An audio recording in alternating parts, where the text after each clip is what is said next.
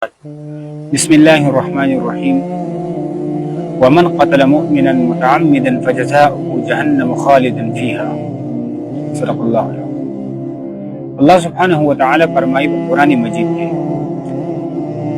چاچی مؤمن مسلمان قتل کو قصدن عمدن نو د سزا هغه داده چې دی به همیشه په جهنم کې وي.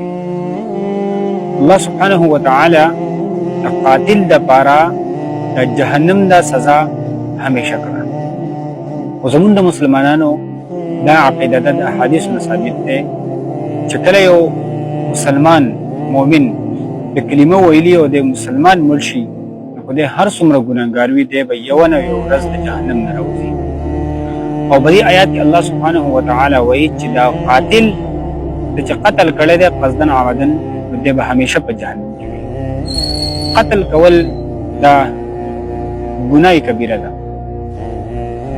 خدلته چې الله سبحانه وتعالى ویلي چې به همیشه په جهنم کې وي، نو علما فرمایي چې کله دا قاتل دا نه حق قتل او حرام دی خو دې دا حلال وګڼي او دې دا و چې دا قتل کام دا حلال دی دا زما لپاره جایز دی، په دې صورت کې دی بیا کافر شو.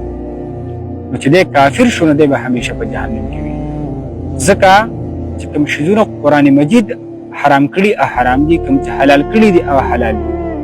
او که یو مسلمان راولېږي او د قرآن مجید چې کوم اشیاء هغه حرام کړي دي د هغې ته حلال وایي، یا کوم شیزونه هغه حلال کړي او د هغې ته حرام وایي، علما فرمایي چې د دار اسلام نه خارجېږي.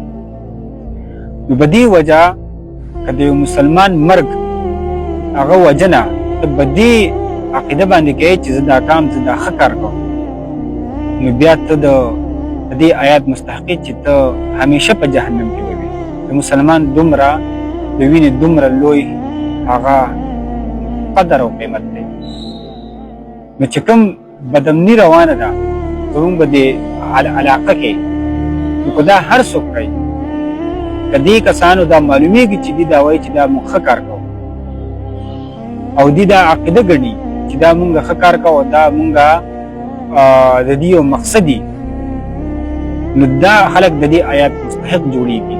ځکه چې دا د مسلمان مرګ دا په هېڅ حل کې هم په هېڅ چا باندې هغه جایز نه دی چې مسلمان ته په ناجایزه باندې ووجني او قتل کړي.